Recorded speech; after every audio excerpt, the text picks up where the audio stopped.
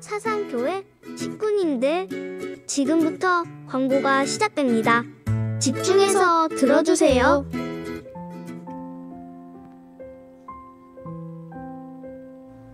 교회 소식입니다. 예배에 참석하신 분들과 인터넷으로 예배에 참여하신 분들을 환영합니다. 예배 및 모임 안내입니다. 장립집사회 원래회가 오늘 오후 2시 장막실에서, 권사회 원래회가 오늘 오전 2부 예배 후 즉시 은혜홀에서 있습니다. 정기당회가 오후 예배 후 회의실에서 있습니다. 예배위원회 헌신 예배 안내입니다. 일시는 오늘 오후 예배 시에 있으며 강사는 김상건 목사입니다. 예배위원회 세미나 안내입니다. 오늘 오후 예배 후 슬기로운 예배 생활이라는 주제로 예배위원회 세미나가 있습니다. 강사는 김상건 목사입니다. 청년부 수련회 대체 특강이 있습니다. 주보를 참조하시고 많은 관심과 기도 부탁드립니다. 사순절 안내입니다. 주보를 참조하시고 고난주간 묵상에 동참해 주시기 바랍니다. 2022년 상반기 교사 세미나 안내입니다. 자세한 사항은 주보를 참조하시고 기도해 주시기 바랍니다. 2022년 전반기 스쿨 안내입니다. 스쿨 일정과 내용을 주보를 참조하시고 많이 신청하시기 바랍니다. 교우 소식입니다. 결혼 소식입니다. 101구역 황을규 성도 권미영 집사의 자녀 황나영 양의 결혼식이 3월 5일 토요일 오전 10시 50분에 범일동 DL 웨딩홀 3층 마이아 홀에서 있습니다. 청년 2부 윤진훈 군과 정지희 양의 결혼식이 3월 5일 토요일 오후 1시에 범일동 DL 웨딩홀 3층 마이아 홀에서 있습니다. 축하해 주시기 바랍니다. 장례 소식입니다. 48구역 고 김진호 집사의 장례를 잘 마쳤습니다. 출산 소식입니다. 83구역 허맹순 권사의 득순을 축하합니다. 입원 소식입니다. 86구역 김부순 명예집사 구포 1심 요양병원에 입원하였습니다. VIP 새가족을 환영합니다. 지난 주일 등록하신 새가족들입니다. 새가족들을 진심으로 환영해 주시고 위에서 기도해 주시기 바랍니다.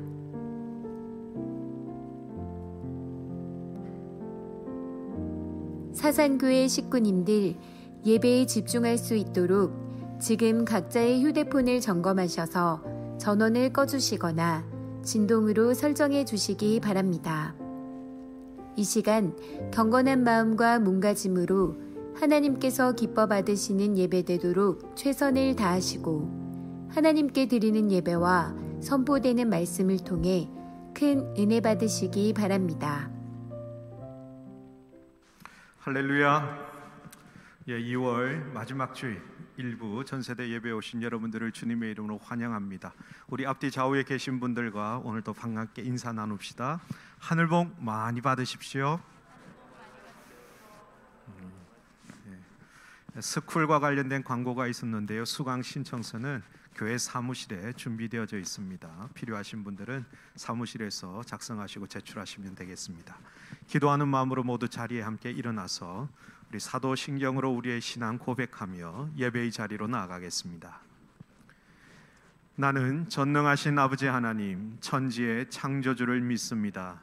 나는 그의 유일하신 아들 우리 주 예수 그리스도를 믿습니다.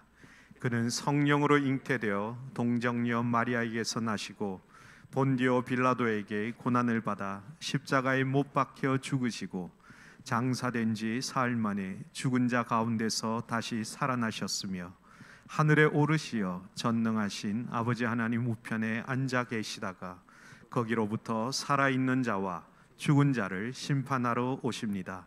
나는 성령을 믿으며 거룩한 공교회와 성도의 교제와 죄를 용서받는 것과 몸의 부활과 영생을 믿습니다.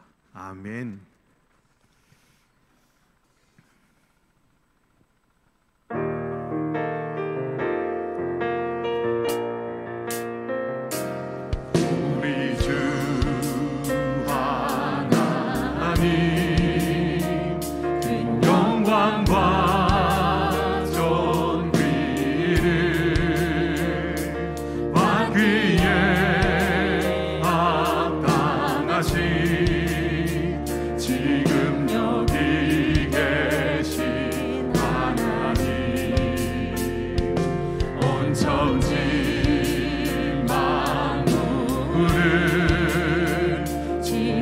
지고 다스리는 은능과 능력으로 주의 말씀이 이루시리.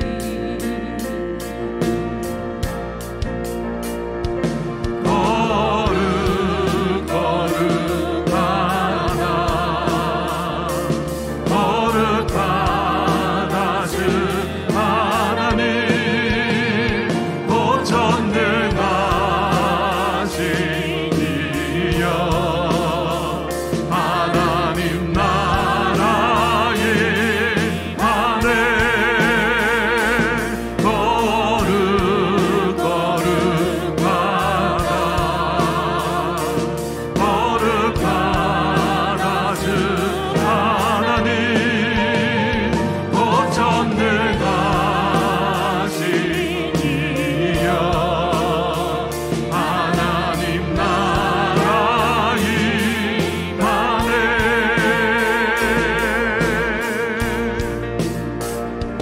주임새 하실 때 모든 만물 경배하리. 어둠 권세 물러가네.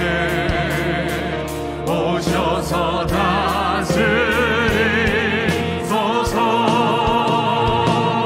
주임새 하실 때 주임새 하실 때 모든 만물 경배하리. 어둠 권세 물러가네. 오셔서 다스리소서. 거룩 거룩하다 거룩하다 주 하나님 곧 전능하신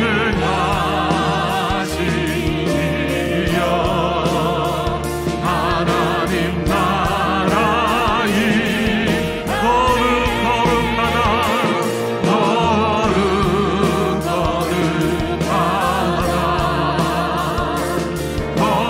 거룩하다 주 하나님 곧 전능하신 이여 하나님 나라의 안에 어제도 계셨고 어제도 계셨고 오늘도 계시며 이제 곧 오실 우리 과 어제도 계셨고 오늘도 계시며 이제 곧 오실 우리와 어제도 계셨고 어제도 계셨고 오늘도 계시며 이제 곧 오실 우리와 어제도 계셨고 오늘도 계시며 이제 곧 오실 우리와 거룩 거룩하다 거룩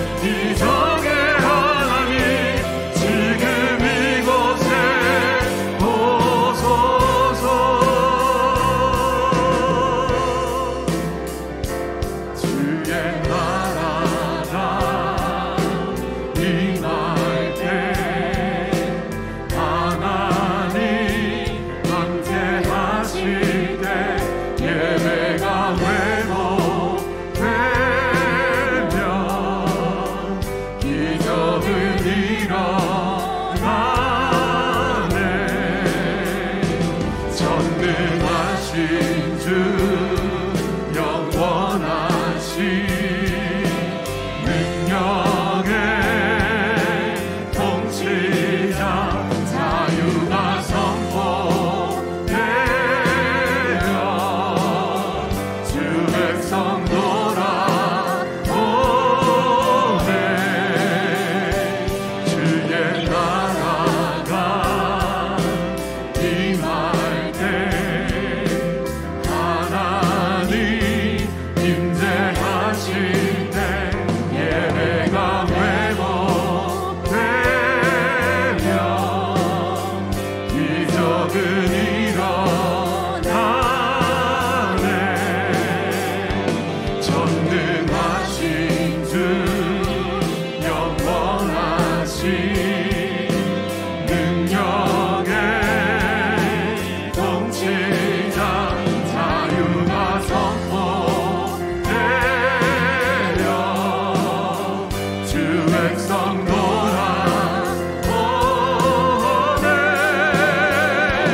하나님 나라 임하소서.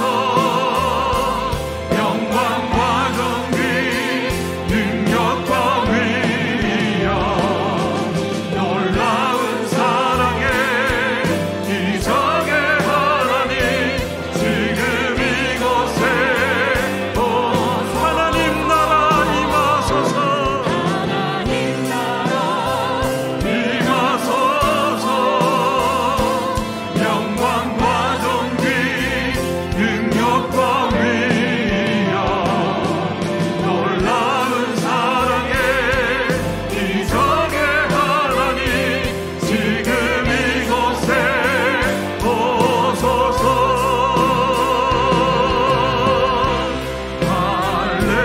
할렐루야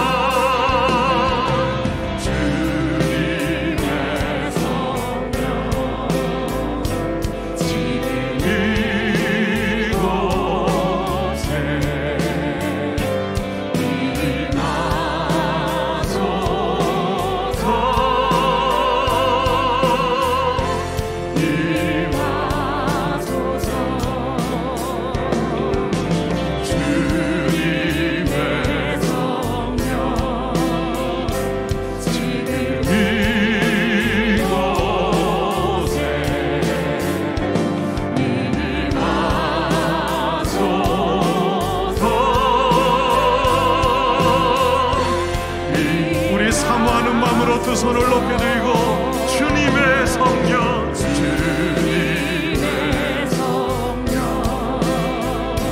지금 이곳에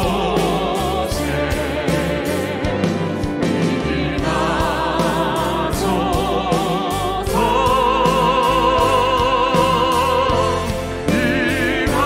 임하소서.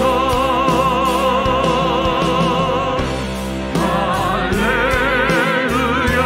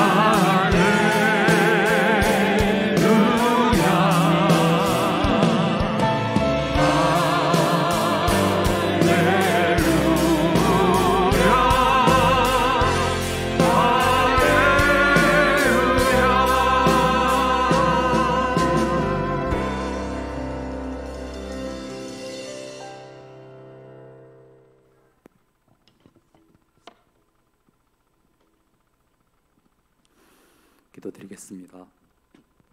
지금 이곳에 함께 하신 하나님 아버지, 이렇게 모이기 힘든 상황 가운데서도 함께 예배하고 찬양하게 하심에 감사드립니다. 지난 일주일을 되돌아보며 우리가 지은 죄들을 주님 앞에 이 시간 고백합니다. 마음으로 지은 여러 죄들, 다른 사람에게 상처를 준 여러 죄들 주님 다 아실 줄로 압니다. 용서해 주시고 이제 내 세상 가운데서 빛과 소금의 역할을 잘 감당하는 그런 그리스도인이 되도록 도와주시옵소서. 하나님, 전쟁의 소식이 들려옵니다. 끝난 줄만 알았던 코로나는 다시 퍼져나가고 있습니다. 우리의 힘으로 해결할 수 없는 거대한 문제들 가운데서 우리의 문제를 뛰어넘으시는 하나님의 능력을 구합니다. 가장 선하신 길로 인도하신 하나님을 믿으며 고백합니다. 고난의 순간에 있는 식구님들과 전쟁의 위기 가운데 있는 우크라이나의 수많은 하나님의 자녀들을 기억하여 주시옵소서. 하나님, 우리 교회를 위해 기도합니다. 우리 교회가 말씀 위에 서는 교회 되게 하시며 기도가 깨어나는 교회, 하나님의 사랑이 흘러넘치는 교회, 예수 따라가는 교회, 이런 자를 찾아 구원하는 교회 되게 하여 주시옵소서. 그래서 우리 교회가 진정한 교회됨으로 인해 식구님들의 삶의 자리에서 만나는 사람마다 하나님 앞에 나아오는 역사가 일어나게 하여 주시옵소서. 오늘 말씀을 전하시는 이기쁨 전도사님과 유재영 목사님께도 함께 하여 주셔서 이 시간 우리의 등불과 빛이 되시는 하나님의 말씀이 선포될 때 그 말씀의 능력으로 살아가는 한 주간 되게 하여 주시옵소서. 하나님께서 우리를 통해 하실 일들을 기대합니다. 하나님만을 찬양하며 높여드립니다. 지금부터 영원까지 함께 하실 예수님의 이름으로 기도드렸습니다. 아멘.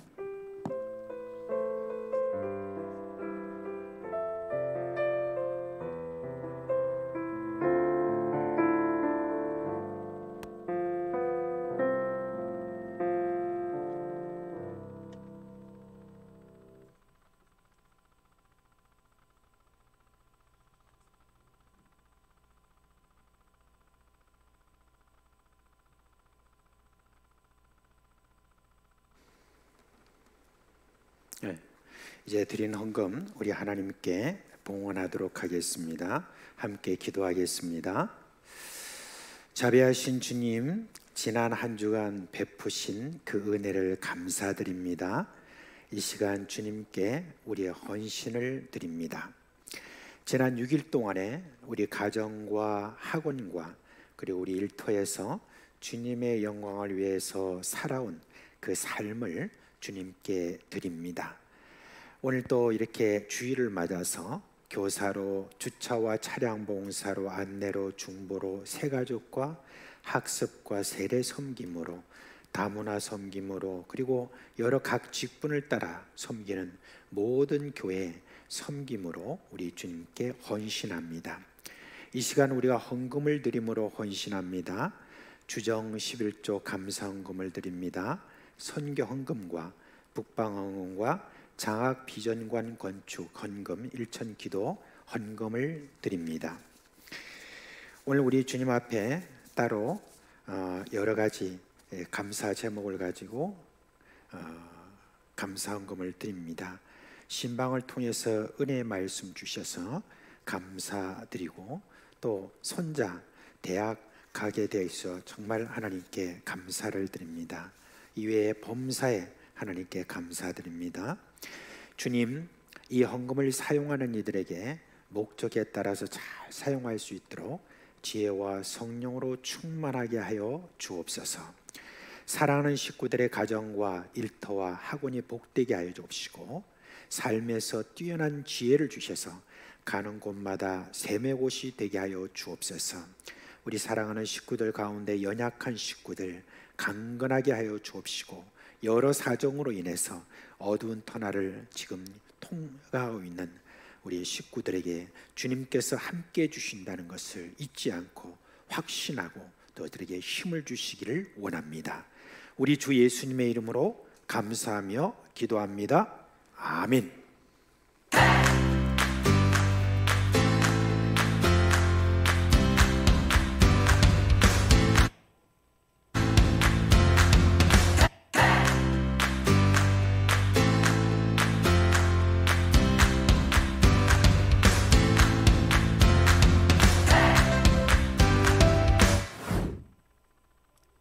네, 식구님들 반갑습니다.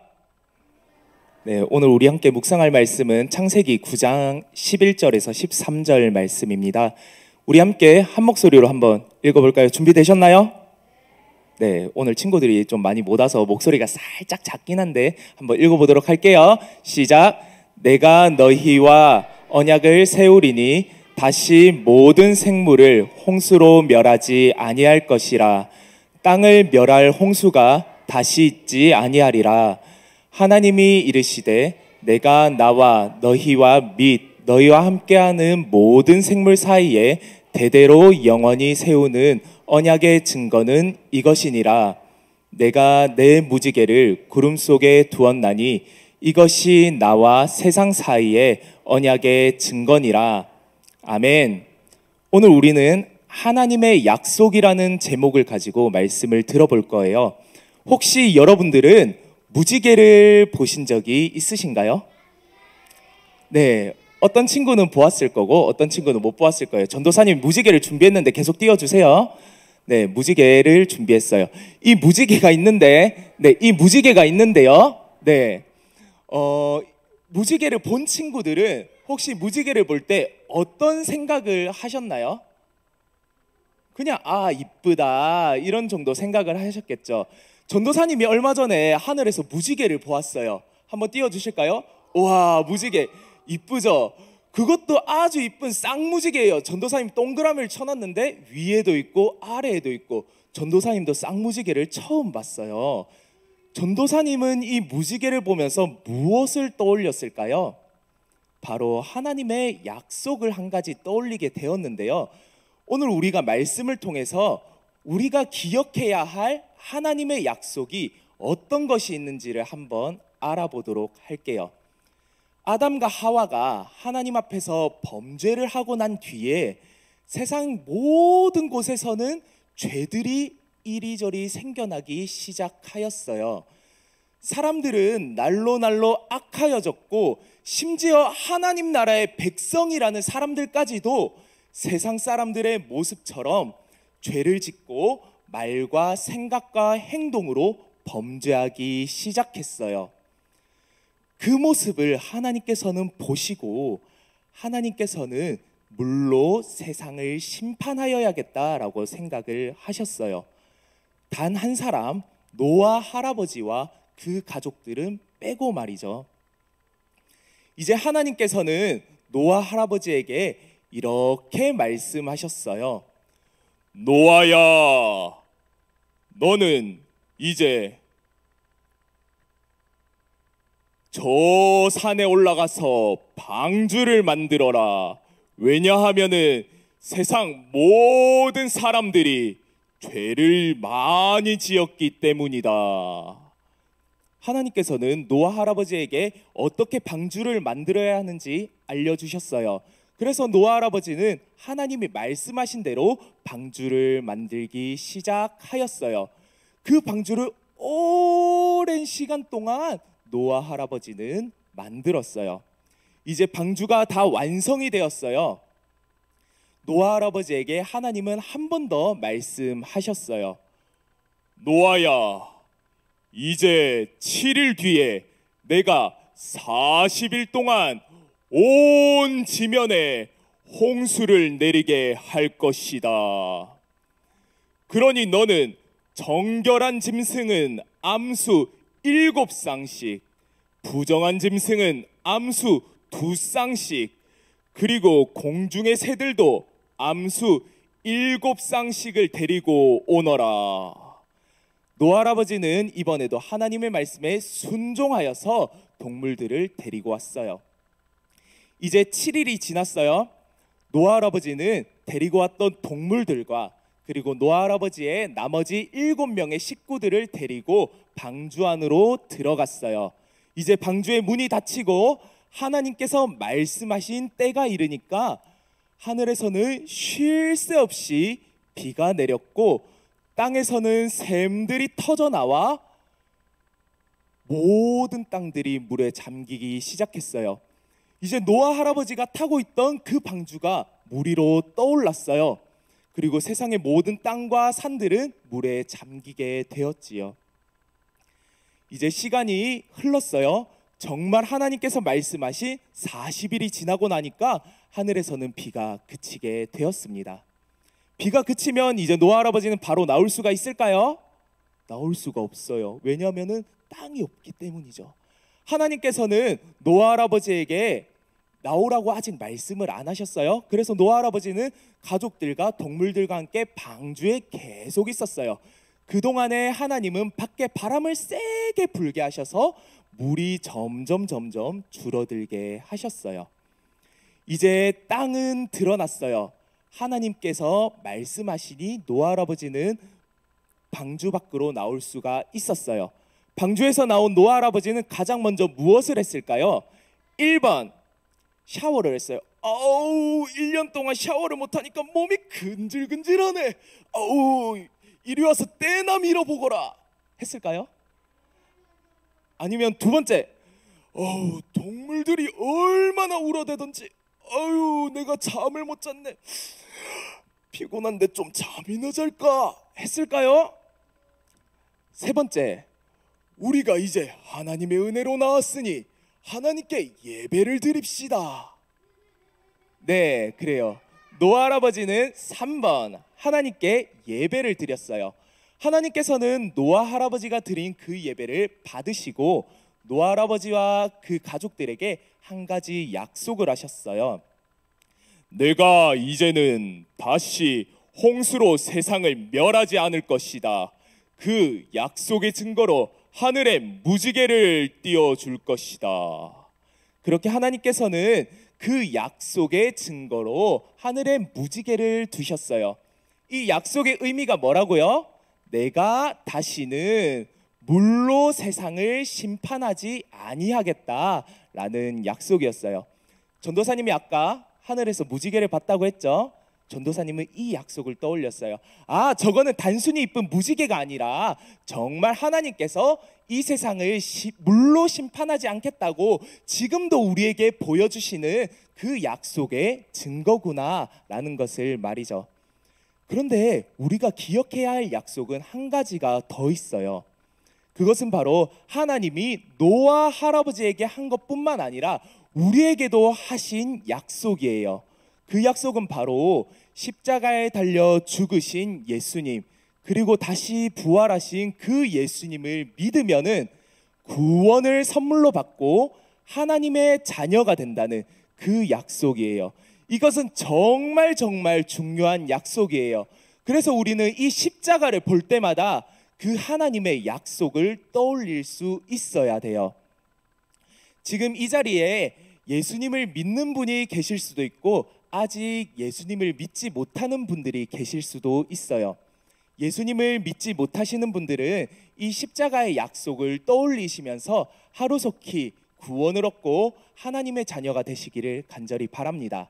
그리고 이미 예수님을 믿으신 분들은 이제 이 약속과 상관이 없다고 생각하지 마시고 우리의 가족들, 친구들, 그리고 소중한 사람들이 이 약속의 말씀을 듣고 하나님의 자녀가 될 수 있도록 잃어버린 자를 찾아 구원하는 우리 사상교회 식구님들 되셨으면 좋겠습니다.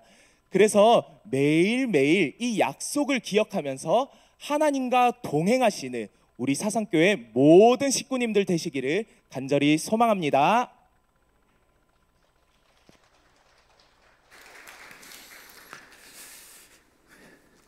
자, 우리 이제 우리 유치부 초등 1, 2부 우리 학생들과 함께 다 같이 2월달 우리 성경 암송 함께 하도록 하겠습니다. 자, 준비됐나요? 네, 시작. 마태복음 28장 19절로 20절 말씀. 그러므로 너희는 가서 모든 민족을 제자로 삼아 아버지와 아들과 성령의 이름으로 세례를 베풀고 내가 너희에게 분부한 모든 것을 가르쳐 지키게 하라.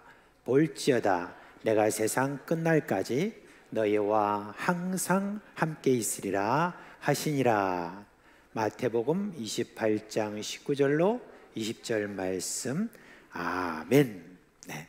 자, 이제 초등 1부, 2부, 유치부 다 자리에서 일어나세요. 자, 목사님이 여러분들을 위하여서 축복 기도하겠습니다. 손 모으고.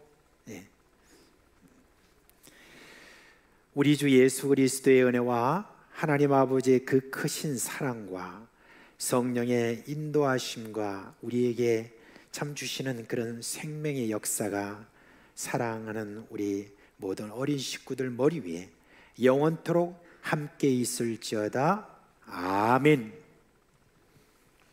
오늘도 우리 자녀들 퇴장할 때 함께 손을 내밀고 마음껏 축복하겠습니다. 우리 초등 2부부터 천천히 나가겠습니다.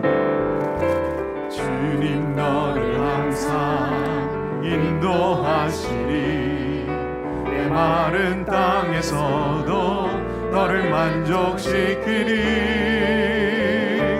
너는 물된 동산 같겠고 마르지 않는 새 같으리 너는 물된 동산 같겠고 마르지 않는 새 우리 초등 1부 천천히 나갈게요.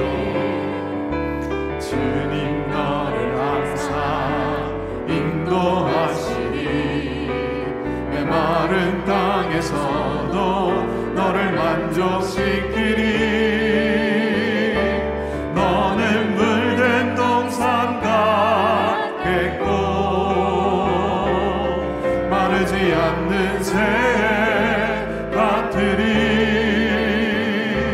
너는 물된 동산 같겠고 우리 유치고 함께 나가겠습니다. 마르지 않는 새 같으리 너는 물된 동산 같겠고 너는 물된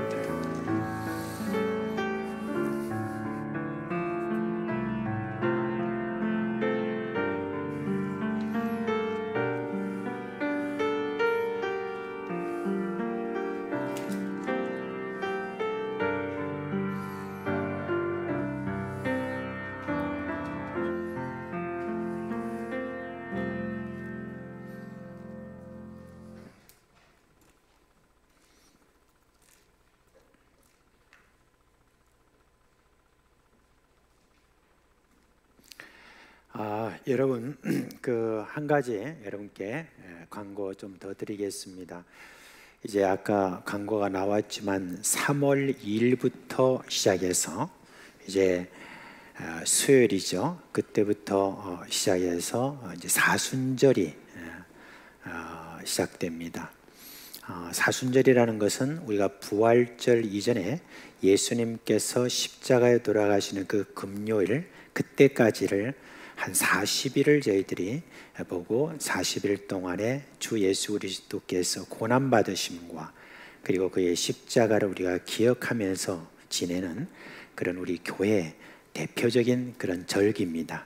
이번 우리가 사순절을 우리가 맞으면서 꼭 여러분들이 생각하셔야 될 게 뭐냐면은 이번 부활주일날 저희들이 헌금을 따로 해서 그 헌금은 저희들이 흘러보내는 그러니까 외부로 흘러보내는데 저희들이 사용하기로 공동회의를 통하여서 저희들이 결의를 한 바 있습니다.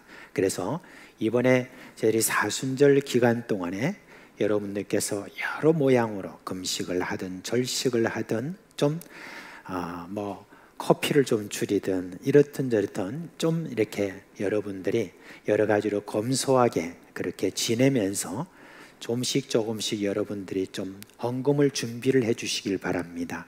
그렇게 해서 부활절 헌금을 그때 함께 다 모아서 지금 우리 주변에 미자립 교회들이 참 많이 있습니다. 그 미자립 교회들이 교회 운영뿐만 아니라 어디에 가서 전도를 하고 싶어도 전도 비용이라든지 여러 가지 이런 것들이 많이 있는데 그런 부분에 대해서 우리가 지원할 뿐만 아니라 또 오늘 당회에서 여러 가지 의논을 해서 그동안에 여러분들이 제안한 그런 내용들을 가지고 함께 저희들이 흘러보내는 그런데 저희들이 다 쓰게 될 것입니다. 얼마가 나오든 간에 그걸 가지고 그렇게 할 것이니까 여러분들이 기도하면서 참 이 헌금을 하나하나 준비하면서 그렇게 해서 부활절날 잘 헌금할 수 있도록 그렇게 여러분들이 준비를 해 주시기를 바랍니다. 다음 주일 다시 한번 주보를 통해서 강구하도록 하겠습니다. 자, 오늘 하나님 말씀 열왕기하 13장입니다. 열왕기하 13장 보겠습니다.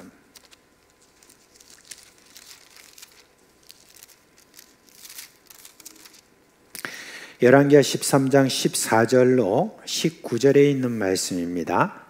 열왕기하 13장 14절로 19절에 있는 말씀 우리 한 목소리로 읽겠습니다. 엘리사가 죽을 병이 들매 이스라엘의 왕 요아스가 그에게로 내려와 자기의 얼굴에 눈물을 흘리며 이르되 내 아버지여 내 아버지여 내 아버지여 이스라엘의 병고와 마병이여 하매 엘리사가 그에게 이르되 활과 화살들을 가져오소서 하는지라 활과 화살들을 그에게로 가져오매 또 이스라엘 왕에게 이르되 왕의 손으로 활을 잡으소서 하매 그가 손으로 잡으니 엘리사가 자기 손을 왕의 손 위에 얹고 이르되 동쪽 창을 여소서 하여 곧 열매 엘리사가 이르되 쏘소서 하는지라 곧 쏘매 엘리사가 이르되 이는 여호와를 위한 구원의 화살 곧 아람에 대한 구원의 화살이니 왕이 아람 사람을 멸절하도록 아벡에서 치리다 하니라. 또 이르되 화살들을 집으소서 곧 집음에 엘리사가 또 이스라엘 왕에게 이르되 땅을 치소서 하는지라. 이에 3번 하고 그친지라. 하나님의 사람이 노하여 이르되 왕이 6번을 칠 것이니이다. 그리하였다면 왕이 아람을 진멸하기까지 쳤으리이다. 그런즉 이제는 왕이 아람을 3번만 치리이다 하니라. 아멘.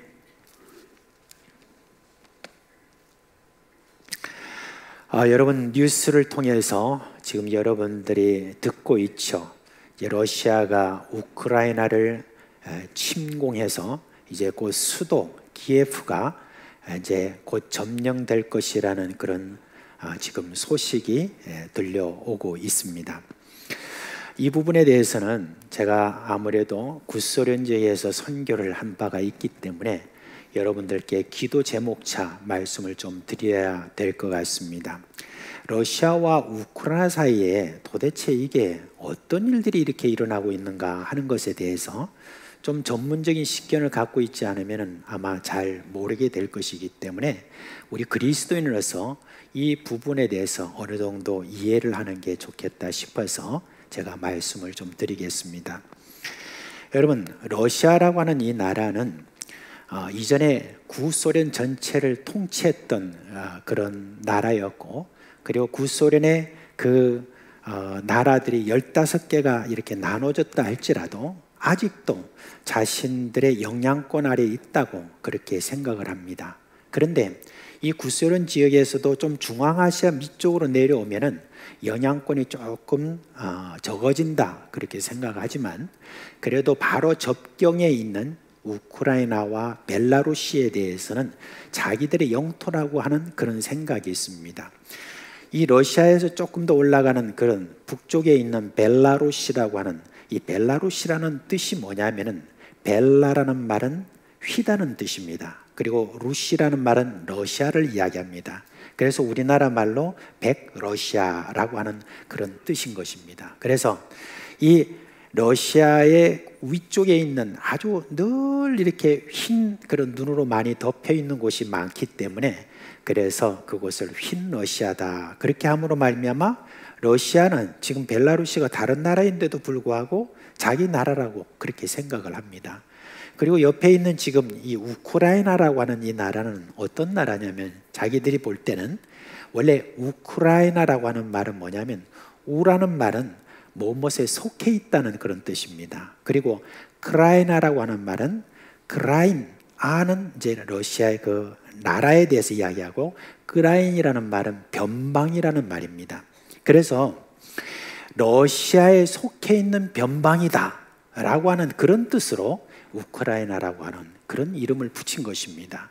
그렇기 때문에 지금 러시아의 입장에서 보면은 이 서방에 있는 나토가 이제 이 우크라이나를 편입시키려고 하니까 거기에 대해서 자기 영토를 침범했다라고 그렇게 생각하면서 지금 우크라이나에 침공하는 것이 그렇게 이상하지 않다고 그렇게 생각하고 있습니다. 전 세계는 이게 이상하다라고 그렇게 생각할지 모르지만, 러시아의 입장에서는 이걸 용납할 수 없다라고 생각해서 지금 자기 영토에 지금 들어온 그러한 것을 막기 위해서 자기들의 변방을 지키기 위한 그런 군대 파병으로 그 정도로 여러분 생각을 하고 있습니다. 그래요.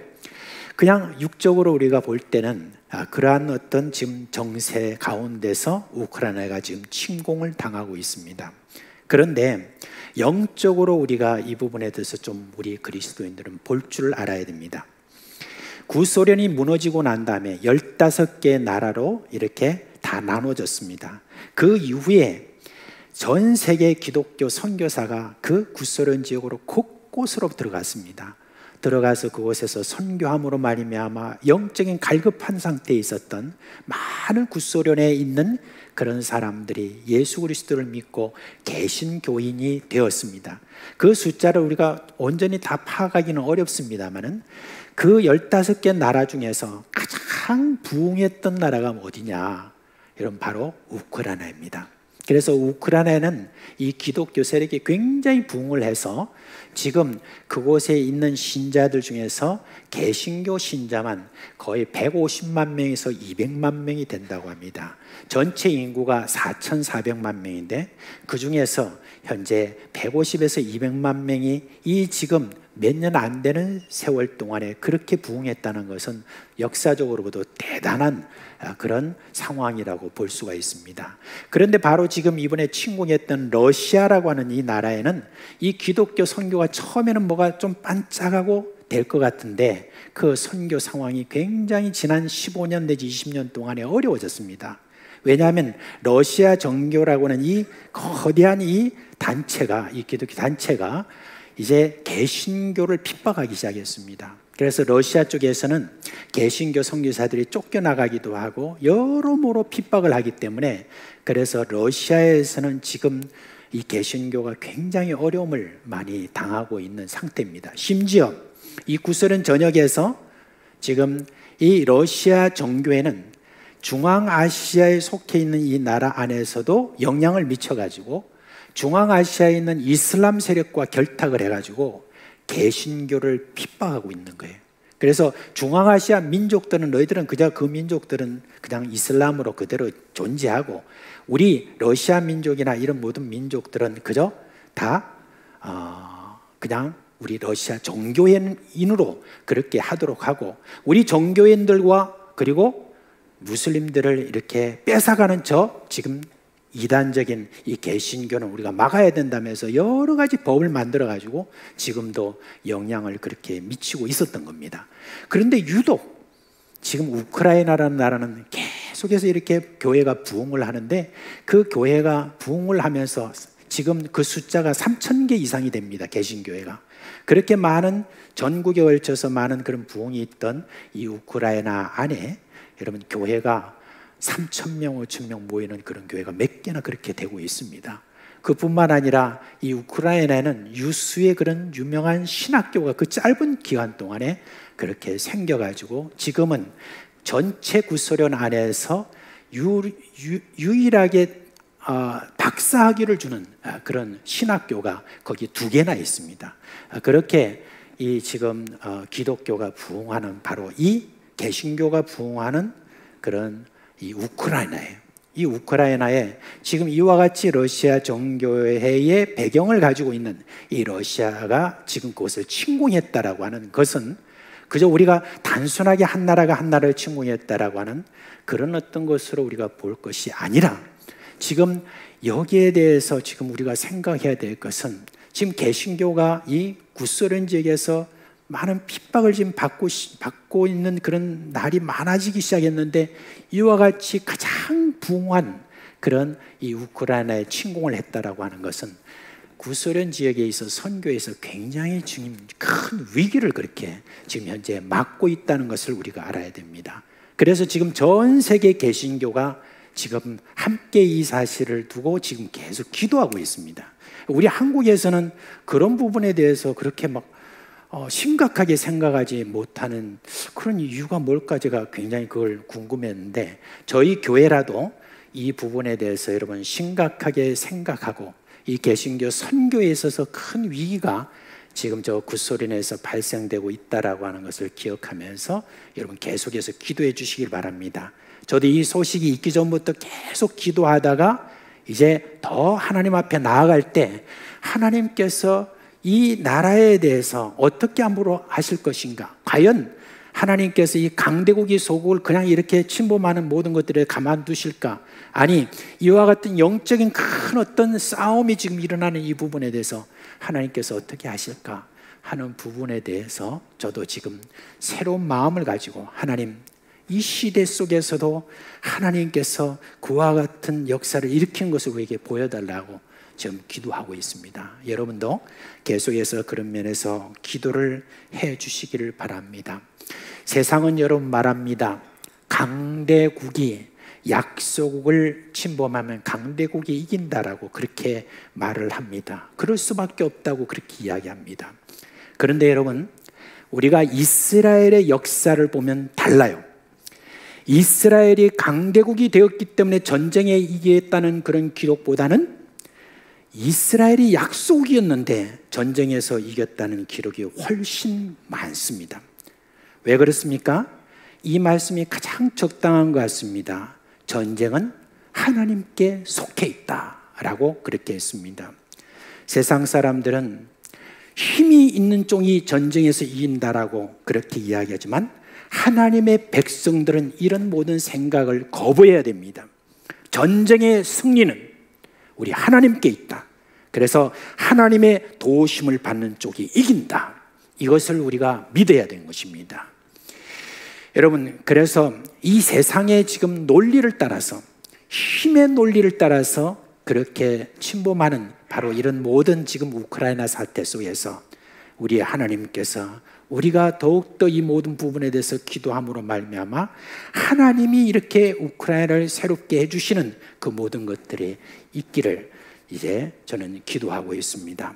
오늘 여러분, 우리가 읽은 이 본문은 이기는 전쟁, 그것을 위해서 무엇이 필요한지, 그리고 지속적인 승리를 위해서 우리에게 무엇이 필요한지 그것을 우리에게 알려주고 있습니다.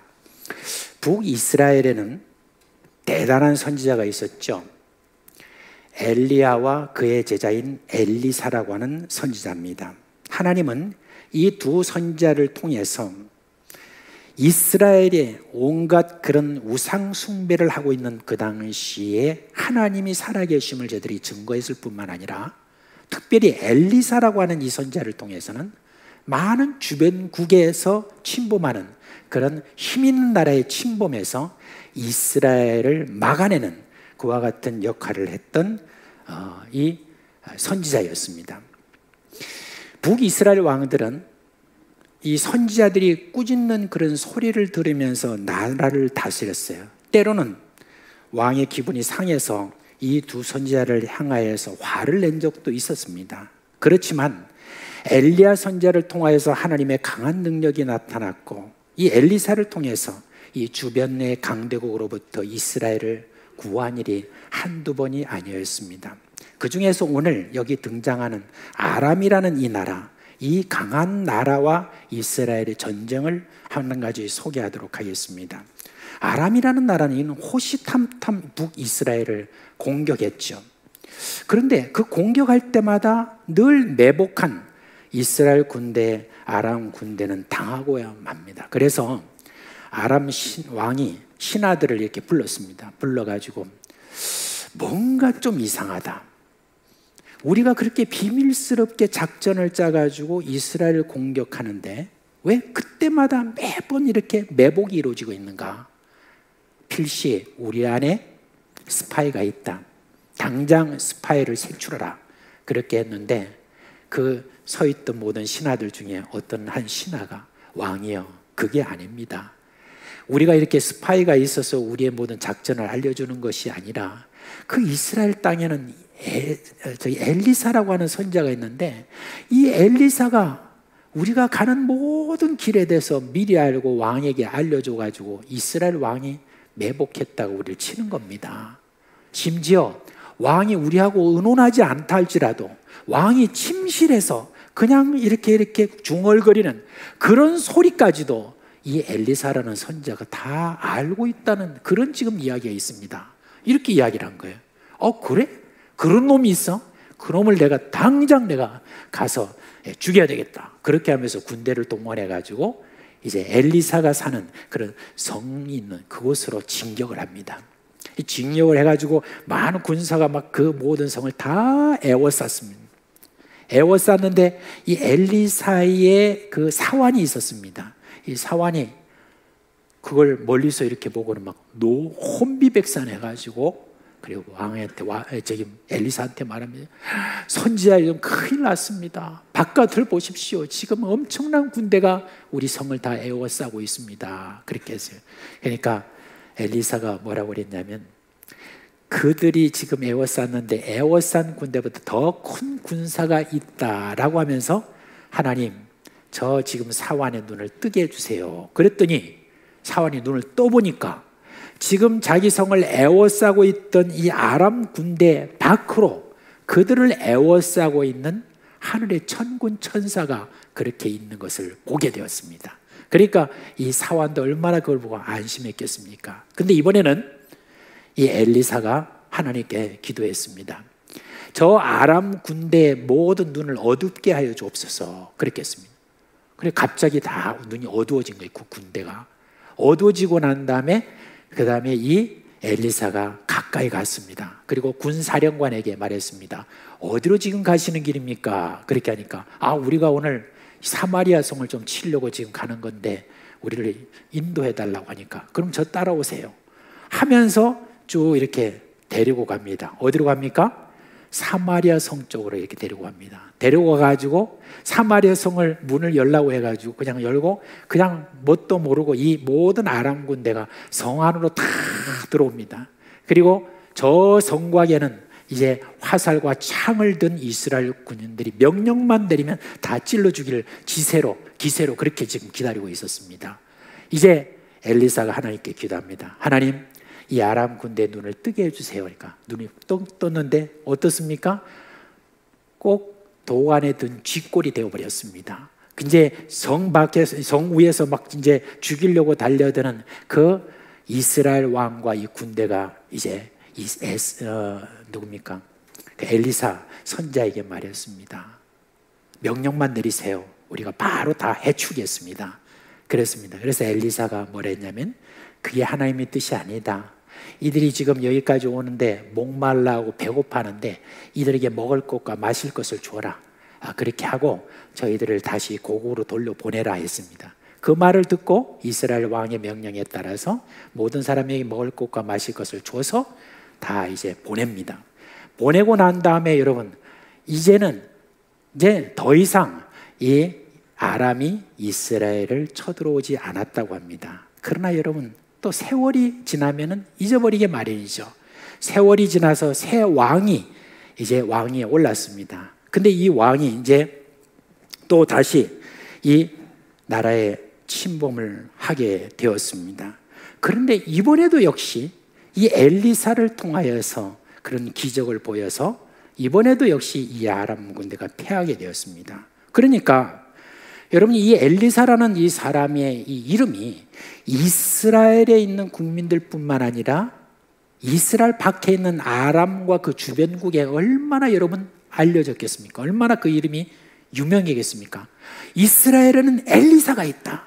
엘리사가 있는 한은 우리가 저 나라를 우리가 어떻게 침범할 수가 없다라고 그렇게 했습니다. 그러니까 이스라엘에 있는 안에 있는 모든 백성들은 얼마나 든든했겠습니까?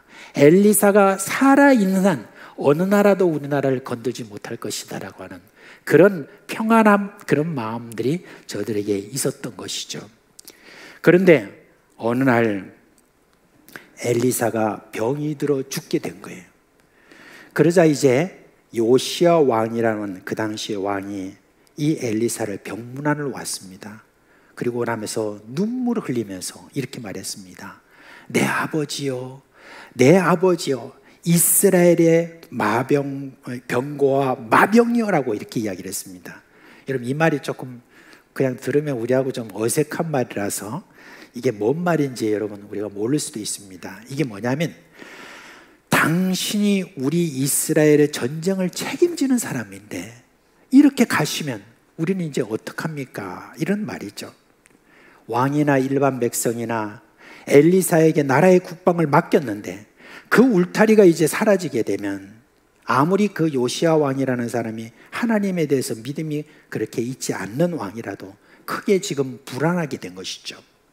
그래서 이제 그렇게 말을 했는데 엘리사가 왕에게 이제 말을 합니다. 활과 화살을 가져오세요. 그랬습니다. 가져오니까 그 활과 화살을 잡으세요. 그리고 왕의 손에 자기 손을 얹고 이렇게 말합니다. 동쪽 창을 여서서 그리고 화살을 쏘라고 합니다. 왕이 화살을 쏘죠. 그러자 이제 엘리사가 왕에게 말을 합니다. 이 화살은 여호와의 구원의 화살입니다. 이 말은 뭐냐? 왕이 아람 사람들을 멸절하도록 물리치신다는 바로 그런 뜻입니다. 그렇게 한 거예요. 얼마나 여러분 이 반가운 말입니까? 그죠? 지금 이 화살, 이 화살은 여호와의 구원의 화살이다. 이제 왕이 아람을 완전히 멸절하도록 치는 그런 화살이다라고 이렇게 말을 했습니다. 이제 화살을 다시 집으소서 그랬어요. 이제 화살을 이제 집었습니다. 그러니까 땅에다 치소서 그랬습니다. 그러니까 이 왕이 땅을 치는데 몇 번을 쳤다고 합니까? 여기 보니까 3번을 이렇게 쳤습니다. 근데 3번을 쳤는데 한 번도 친 것도 아니고 땅땅땅 3번 친 것 아닙니까? 그런데 이 엘리사가 말을 합니다. 화를 내면서 말합니다. 아니 왜 3번만 칩니까? 왕이 5번을 쳤더라고 하면은 정말 이 아람이 군대가 완전히 멸절하도록 그렇게 할 것인데 왜 3번밖에 안 쳤습니까? 이제 왕은 이 아람 군대를 쳐는 데 있어서 3번밖에 더 이상 치지 못할 것입니다 라고 그렇게 이야기를 했습니다. 저도 처음에 이 내용을 이렇게 보았을 때 좀 의아했어요. 아니 3번 친 게 어딘데? 근데 뭐 그렇게 5번이나 그렇게 치라고 그렇게 처음부터 그럼 말할 것이지 내가 그만두라고 할 때까지 계속 치세요라든지 그렇게 할 것이지, 아니 뭐 3번이라도 그래도 나름대로 쳤는데 뭘 그거 가지고 이렇게 구중을 하나. 아니 3번 치고 6번 치고 뭐 그렇게 큰 차이가 있나라고 그렇게 생각을 했습니다. 그런데 여러분, 지금 엘리사 선지자가 왕을 꾸짖고 있잖아요. 왕을 꾸짖고 있다는 것은 뭐가 문제가 있다는 바로 그 이야기 아니겠습니까? 도대체 문제는 무엇인가? 지금 선지자가 이렇게 지금 이야기를 하는 이 3번이 친 것이 문제가 있고 6번 친 것은 여러분 뭐가 이게 있다는 것 아닙니까? 단순히 숫자의 문제가 아니라는 거예요. 지금 이 왕이 가지고 있는 이 태도는 뭐가 문제가 있다라고 하는 거, 그걸 이야기를 하고 있습니다. 여러분 여기에는 우리가 좀 더 생각해야 될 것이 있습니다. 지금 엘리사가 왕에게 요구하는 것이 도대체 무슨 뜻입니까? 왜 화살을 땅에 치라고 했을까 하는 걸 우리가 먼저 알아야 됩니다. 이거는요, 이전에 있었던 어떤 한 사건을 우리가 먼저 생각해야 됩니다. 엘리사는 엘리야의 제자죠, 그죠? 그런데 엘리야는 하늘로 승천한 분이죠, 그죠? 그런데 이 엘리사가 엘리야의 제자가 된 다음부터 이 엘리사는 이 엘리야 뒤를 쫄쫄쫄쫄 따라다니는 사람입니다. 계속해서 따라다닙니다. 따라다니는데 좀 귀찮도록 그렇게 따라다닙니다. 그래서 이제 이 엘리야가 하나님 앞에 갈 때가 다 돼가지고 이제 그냥 네가 여기 있으라, 내가 또 이제 하나님과 볼 일이 있다라고 하는데, 절대 나는 떠날 수가 없습니다, 선생님. 제가 계속해서 선생님 따라다니겠습니다 해가지고 계속 이렇게 따라다니는 거예요. 네가 뭘 나한테 원하느냐? 그렇게 하니까 이 엘리사가 비로소 자기의 심중에 있는 것을 이야기합니다. 선생님, 저는요 선생님에게 임하였던 성령의 모든 그 능력이 저에게는 2배나 있기를 원합니다. 저를 좀 축복해 주세요 라고 그렇게 이야기를 하는 거예요. 아니 선생님에게 있는 그 능력도 대단한데 그 정도 저한테 주십시오라고 하는 것이 아니라 2배나 더 달라고 이렇게 요구를 합니다. 그러니까 엘리야가 좀 기가 막혔겠죠. 참 네가 어려운 것을 참 구하는구나.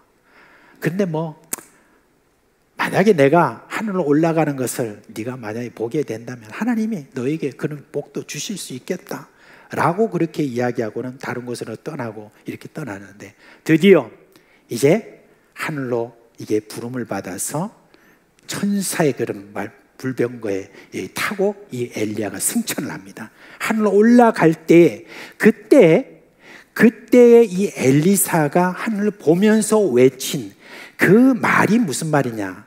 지금 왕 요아스 왕이 엘리사 병문안을 왔을 때 눈물을 흘리면서 저가 했던 말과 똑같은 말을 합니다. 내 아버지여, 이스라엘의 마병과 병거라고 그렇게 저가 똑같이 그렇게 이야기하는 거예요. 어떻게 그때 그 이야기를 똑같이 요아스 왕이 할 수 있었을까? 저는 바로 이 사건이 그때 당시에 이스라엘 안에서는 굉장히 유명했던 그런 사건이었던 것 같아요. 엘리야가 엘리사에게 있어서 능력을 전해주는, 그와 같은 전수해주는 그 모든 현장의 그 이야기는 이스라엘이 굉장히 유명했고 이스라엘 왕인 자기에게도 그 이야기가 들려왔기 때문에, 그러기 때문에 아마 이스라엘 왕한테는 나름대로 이 엘리사에게 뭔가 능력을 전수받고 싶은 그런 마음이 있었던 것 같아요. 그렇기 때문에 이 엘리사에게 와서 내 아버지여 이스라엘 병과 마병이여라고 그렇게 지금 간절한 마음으로 눈물을 흘리면서까지 저에게 이렇게 구했습니다. 자, 이렇게 구했으면은 이제 엘리사가 그 이야기를 듣고 난 다음에 이제 이스라엘 이 왕이야말로 내가 받았던 이 모든 능력에 대해서 전수할 수 있겠구나 하는 생각을 가지고 활과 화살을 가져오고 동쪽을 향해서 화살을 쏘고 그리고 화살을 집어서 땅에 치라고 그렇게 했던 것입니다. 그런데 왕이 이렇게 말한 그런 모든 말에 대해서 이 지금 아람 왕은 어떻게 한 것입니까? 이 화살에 대해서 분명히 지금 엘리사가 한 말이 있습니다. 이 화살이 뭐냐? 이제 아람에게서 구원할 그런 화살이다. 그리고 이 화살은 어떤 화살이냐? 아람 군대를 멸조를 하도록까지 그렇게 구원할 그런 화살이다라고 하는 것을 제가 분명히 지금 엘리사가 왕에게 말했습니다.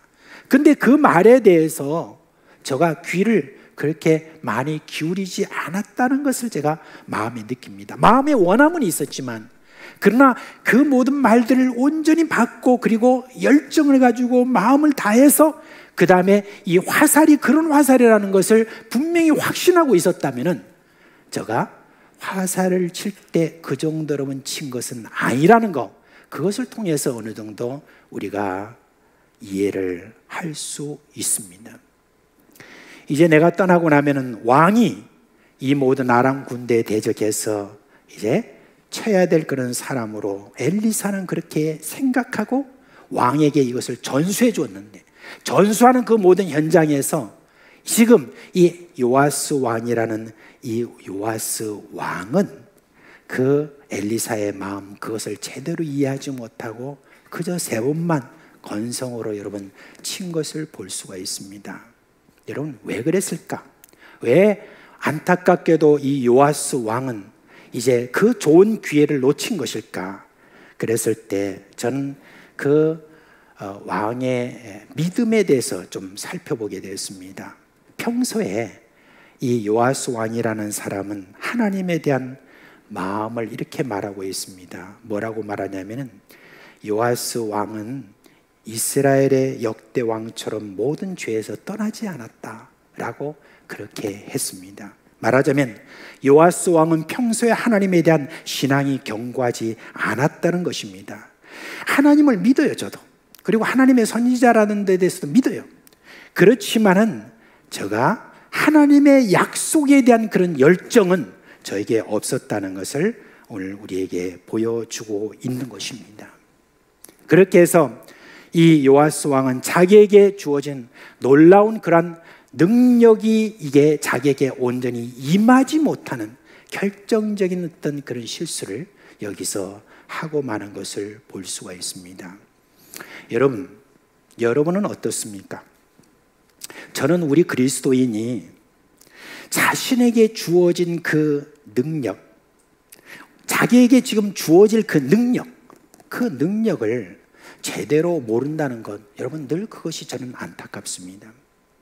하나님은 우리가 그 아들의 이름을 믿을 때, 예수를 나의 구주로 모시고 영접할 때 우리 보고 뭐라고 했냐면 하나님의 자녀가 되는 권세를 주셨다고 그렇게 이야기를 했습니다. 하나님의 자녀가 되는 권세라고 하는 것을 우리에게 주었다는 것입니다. 그런데 여러분, 이거는 어마어마한 겁니다. 원래 하나님의 자녀가 되는 권세라고 하는 거, 여러분 어마한 것입니다. 어마한 것이에요. 하나님의 자녀가 됐다는 이 신분을 가지게 된 것, 이건 우리에게 주실 능력의 권세까지도 우리에게 주시는 것이라고 하는 것을 우리에게 하나님이 약속하셨다는 것입니다. 여러분, 하나님의 자녀에게 주신 약속이 무엇입니까? 믿을 때 우리는 이기는 겁니다. 어떤 위기도 극복할 수 있고 어떤 어려움도 헤쳐나갈 수 있는 그런 어떤 권세를 우리에게 주셨다는 것을 우리에게 이야기를 해주고 있는 것입니다. 여러분, 심지어 성경에는 우리를 향하여서 뭐라고 하는지 아십니까?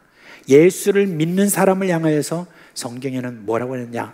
세상이 감당하지 못할 그런 사람들이라고 이렇게 했습니다. 우리가 뭐 잘나서, 우리가 뭐 능력이 뛰어나서 똑똑해서 그래서 우리가 세상이 감당하지 못할 그런 사람이 아니라 하나님이 기본적으로 우리를 향하여서 주신 권세가 있다는 거예요. 그 권세를 우리가 받은 자로서 세상이 도무지 감당할 수 없는 그와 같은 능력을 내가 충분히 너에게 주겠다는 그런 약속이 여러분 우리에게는 가지고 있는 것입니다. 그런데 그 능력이 나타나기 위해서는 여러분 필요한 것이 있습니다. 그 필요한 것이 뭐냐? 간절함입니다. 간절함입니다. 간절함이 없이 그저 그냥 이리대로가 좋으니라고 하는 그런 마음, 이런 마음은요, 여러분 능력을 죽이는 것과 똑같은 것입니다.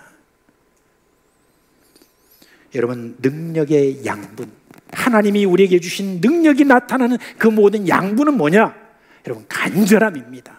간절한 어떤 그 마음을 통하여서 여러분 능력이 나타난 것을 우리가 볼 수가 있습니다. 여러분에게 권합니다. 여러분 말씀이 우리에게 주어질 때 그 말씀을 여러분이 순종하려고 하면은 여러분 먼저 마음에 확증이 있어야 돼. 이 말씀은 분명히 하나님이 주신 그러한 말씀이고 이 말씀을 통해서 오늘날 세상 사람들이 놀라 자빠지는 그런 놀라운 권세, 능력이 나타난다는 것을 여러분들이 믿어야 되는 것입니다. 여러분이 하나님의 말씀을 가지고 여러분이 마음에 확정하는 어떤 마음이 먼저 있어야지. 그 확정하는 어떤 마음이 없이 그저 이것은 주었다가 뭐 그냥 흘러들었다가 그냥 일로 갔다가 저쪽으로 가는 어떤 그런 정도로 여러분 하나님의 말씀을 여러분이 받으면은 여러분을 통해서 어떤 그런 능력이 나타날 수가 없는 것입니다. 요즘 신실한 그런 여러 목사님이 자주 말하는 게 있습니다. 죽기 살기로 말씀에 순종하자. 죽기 살기로 기도하자. 죽기 살기로 성경 읽자. 그렇게 이야기합니다. 여러분은 구하라 그러면 얻을 것이요, 찾으라 그러면 찾을 것이요, 두드리라 그러면 열릴 것이라고 하는 이 말씀의 뜻이 무엇입니까? 우리가 기도한다 그랬을 때 여러분 기도를 그냥 건성으로 하는 어떤 그런 기도가 아니에요. 지금 우리가 기도할 때도 구하고 찾고 두드리라는 어떤 이 지금 3번 반복해서 우리에게 이야기하는 건 뭐냐면 정말 간절함으로 기도하라는 바로 그 이야기가 아니겠습니까? 그렇게 함으로 말미암아 능력이 나타난 거예요. 말씀을 순종할 때 확정한 마음으로 믿음으로 우리가 순종할 때 능력이 나타나는 것이고 그렇게 간절한 마음으로 우리가 기도할 때 여러분 우리에게 하나님의 능력이 나타나는 것입니다. 여러분 오늘날 이 시대에 이제 여러분 이 시대에 우리가 지금 살펴보고 있는 그럼 우리 그리스도인의 모습이 여러분 어떤 모습이 있냐? 간절함이 없습니다. 간절함이 없어요. 갈급함이 없습니다. 한 말씀이라도 꼭 붙들고 싶은 마음, 이 모든 기도에 대해서 하나님이 해주시지 않으면 안 되겠다라는 그런 간절한 마음, 이런 간절한 마음이 없는데 어떻게 이 세상 사람들과 비교해서 여러분 탁월함이 나타나 있고 능력이 나타나 있고 이 세상을 뒤집는 놀라운 그런 일이 나타날 수가 있겠습니까? 간절함, 이 간절함이 너무나 우리에게 중요한 것입니다. 여러분 저는 우리 예수님께서 우리가 낭망하지 말고 계속해서 기도해야 될 것에 대해서 말씀해 주시면서 어떤 마을에 사람을 두려워하지 않을 뿐만 아니라 하나님을 두려워하지 않는 어떤 한 재판관에 대한 이야기를 우리에게 들려주셨습니다. 그 재판관에 대한 이야기를 하시면서 예수님께서 하신 말씀이 이 여인이 계속해서 그 재판관에게 그렇게 계속 가니까 이 여인 과부가 뭐 힘도 없고 저거 안 들어줘도 괜찮고 무시해도 괜찮은 그런 과부지만은 계속 찾아오니까 내가 귀찮다. 또 오늘 안 들어주면 내일 또 오겠지 하는 그런 마음으로 귀찮아서 안 되겠다. 내가 저의 원한을 풀어주겠다라고 했던 그 말씀이 기억납니다. 원한을 풀어주겠다라고 하는 어떤 그 말씀 속에서 저가 가지고 있는 그 마음이 어떤 마음인가를 지금 이야기하고 있습니다. 그 과부 여인의 그 마음에는 뭐가 있습니까? 원한이 있었습니다. 원한 맺힌 기도. 이게 여러분 오늘날 우리가 가질 열정, 그런 열정이 아닌가 그런 생각입니다.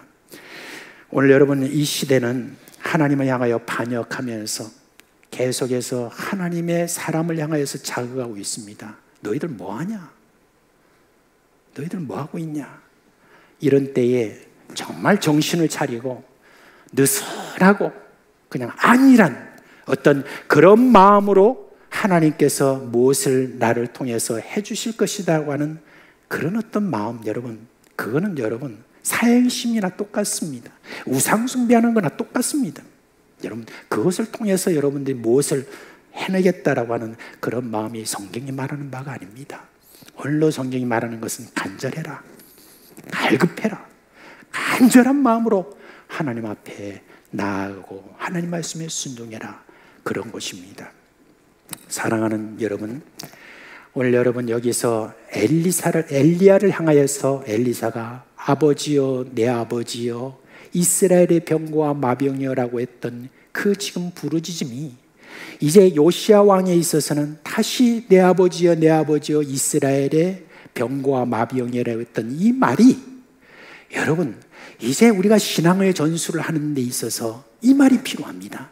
우리의 다음 세대가 우리를 향하여서 과연 내 아버지여 이스라엘의 병과 마병이여라고 하는 어떤 그런 말을 우리가 들을 수 있을런지 어떨런지, 그런 우리가 의문을 가지고 내가 지금 갈급한 마음이 없이 갈망이 없이 열정이 없이 그렇게 신앙생활을 지금 하고 있다면 정신을 차리고 깨어서 하나님 앞에 갈망하는 그런 마음을 가짐으로 말미암아 하나님의 능력과 은혜가 우리 가운데 나타난 그런 것을 경험하는 저와 여러분 되시기를 주님의 이름으로 축원합니다.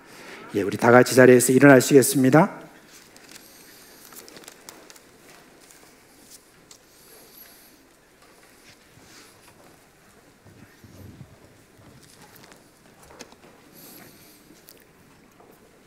우리 찬송가 302장 함께 부르겠습니다.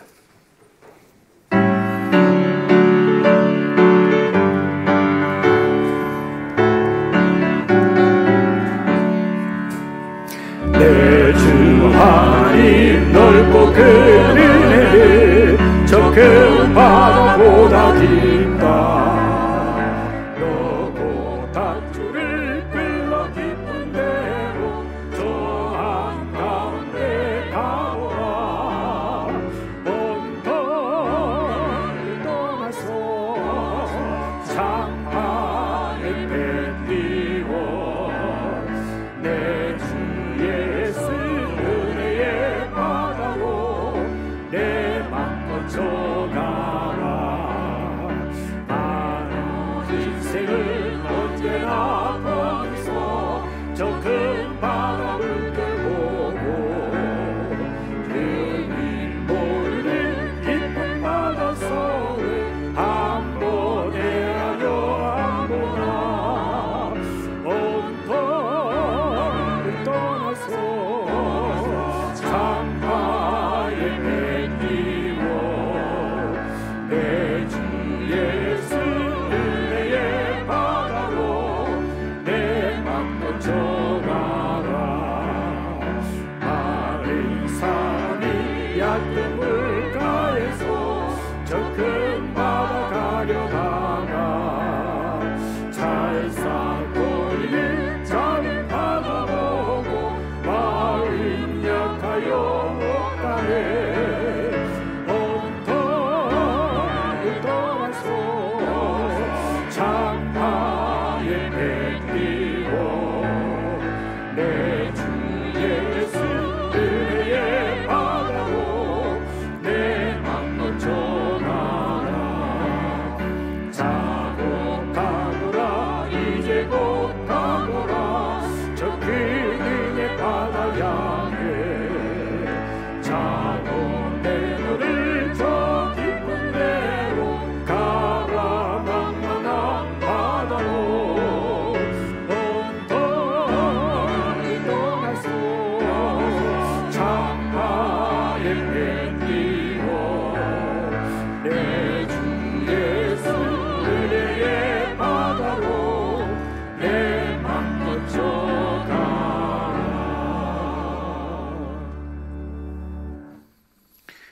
여호와는 내게 복을 주시고 너를 지키시기를 원하며 여호와는 그 얼굴을 내게 비추사 은혜 베푸시기를 원하며 여호와는 그 얼굴을 내게로 향하여 드사 평강 주시기를 원하노라.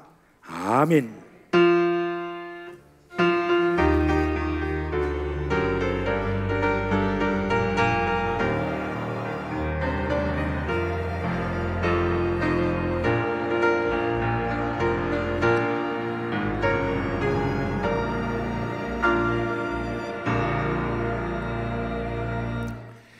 예, 잠시 앉으시고 숨을 좀 돌리시고 서로 얼굴을 보면서 이렇게 축복하시죠. 간절함이 능력입니다. 간절함이 능력입니다. 예, 또 이제 한 주간 우리 하나님께서 주신 은혜로 여러분 강건하시고 주님의 평안과 은혜가 함께하기를 주님의 이름으로 축원합니다.